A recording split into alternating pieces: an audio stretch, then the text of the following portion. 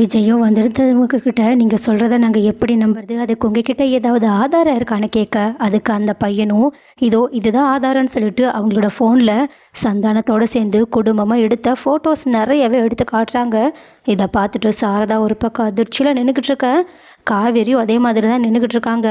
ஆனால் யமுனாவும் இவங்களெல்லாம் நம்பவே முடியாது. கண்டிப்பாக இந்த காலத்தில் ஃபோட்டோ ஷூட்லாம் எவ்வளோ ஈஸின்னு உங்கள் எல்லாருக்கும் நல்லா தெரியும்.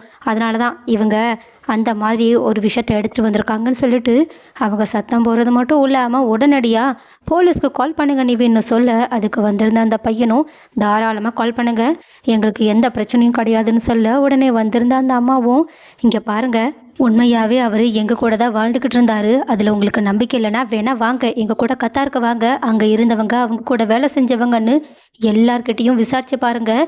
அவங்கள பொறுத்த வரைக்கும் நாங்கள் மட்டும்தான் அவங்களோட குடும்பம், உங்களை பற்றி அவங்க யாருக்குமே எதுவுமே தெரியாதுன்னு சொல்ல, இதை கேட்டுட்டு கடுப்பான சாரதாவும் இதுக்கு மேலே அவரை பற்றி ஒரு வார்த்தை தப்பாக பேசினேன் அப்புறம் மரியாதை கெட்டுருன்னு சொல்லிக்கிட்டு இருக்கும்போதே காவேரியும் விஜய் கிட்ட, விஜய் நீங்கள் முதல்ல போலீஸ்க்கு கால் பண்ணுங்கள், ஏன்னா இவங்களெல்லாம் நம்பவே முடியாதுன்னு சொல்ல, உடனே அந்த லேடியும் இங்கே பாருங்கள், அப்படி உங்களால் அது வரைக்கும் வந்து விசாரிக்க முடியலன்னா இதோ இங்கே பசுபதி அண்ணா இருக்காங்கல்ல, அவங்கக்கிட்ட கேட்டு பாருங்கள், அவங்களுக்கு எங்களை பற்றி நல்லாவே தெரியும்.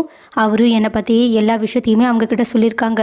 அது மட்டும் இல்லாமல் இப்போ கூட நாங்கள் வேறு வழியே இல்லாமல் தான் இங்கே வந்து நின்றுக்கிட்டு இருக்கோம். ஏன்னா இந்த வீடு அவர் பேரில் தானே இருக்குது. அதனால் எங்களுக்கு இப்போ கஷ்டகாலம் ஓடிட்டுருக்கனால நாங்களுமே பங்கு கேட்டு வந்திருக்கோம். நீங்களுமே இந்த வீட்டை விற்கிறதா பேசிக்கிட்டு இருக்கதா கேள்விப்பட்டோம். அதனால தான் அது விஷயமா பேசலான்னு வந்துக்கிட்டு இருக்கோன்னு சொல்ல, இதை கேட்டுட்டு காவேரி கண்டிப்பாக இவங்க பசுபதி அனுப்பின ஆளாக தான் இருக்கணும்னு கன்ஃபார்மே பண்ணிவிட்டு அந்த லேடியை கண்ணா பின்னாடி திட்டி விட்டுட்டு விஜய்கிட்ட போலீஸ்க்கு கால் பண்ண சொல்ல, உடனே விஜயும் போலீஸ்க்கு கால் பண்ணி வர வச்சிடுறாங்க. வந்த போலீஸும் வந்திருந்த அந்த லேடிக்கிட்ட ஃபுல்லாக டீட்டெயிலாக விசாரிக்க ஆரம்பிக்க, அந்த லேடியுமே எல்லாமே உண்மைன்ற மாதிரி எல்லாத்தையுமே சொல்லிக்கிட்டு இருக்காங்க. இதை கேட்டுட்டு சாரதா நடுவில் போய் கோவப்பட்டு, நம்ம ஊர் ஆள் நீங்கள், உங்களுக்கு அவரை பற்றி தெரியாதா என்னன்னு சொல்லிக்கிட்டு இருக்கும்போதே காவேரியும் ஆமாம் கரெக்டாக இந்த வீட்டை விற்கிற நேரமாக பார்த்து பங்குக்குன்னு வந்து நிற்கிறாங்க, இதை பார்க்கும்போதே உங்களுக்கு டவுட் வரலையான்னு கேட்க, உடனே அந்த லேடியும் இங்கே பாருங்கள், நாங்கள் ஏற்கனவே இந்த வீட்டுக்கு 3-4 டைம் வந்து பார்த்தோம். ஆனால் வீடு பூட்டியே இருந்துச்சு. பக்கத்தில் விசாரிக்கும் போது நீங்கள் எல்லோரும் சென்னை போயிட்டு தான் சொன்னாங்க. சென்னையிலையும் உங்களை எப்படி தேடுறதுன்னு தெரியல, அதனால தான் நாங்கள் தேனி போயிட்டோம்.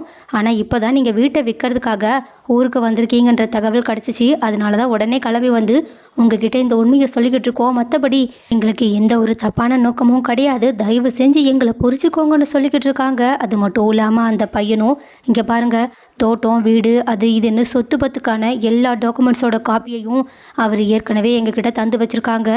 ஏன் கொஞ்சம் வருஷம் கழிச்சு எங்கள் எல்லாரையும் அங்கே கூட்டிகிட்டு போகணும்னு சொல்லியிருந்தாங்க. வேணா இந்த டாக்குமெண்ட்ஸை செக் பண்ணி பாருங்கன்னு அந்த டாக்குமெண்ட்ஸ் எல்லாத்தையுமே எடுத்து போலீஸ்கிட்டையும் விஜய்கிட்டையுமே காட்ட, இதை பார்த்துட்டு மொத்த குடும்பமும் இன்னுமே அதிர்ச்சியில் ஆடி போய் நின்றுக்கிட்டு இருக்காங்க.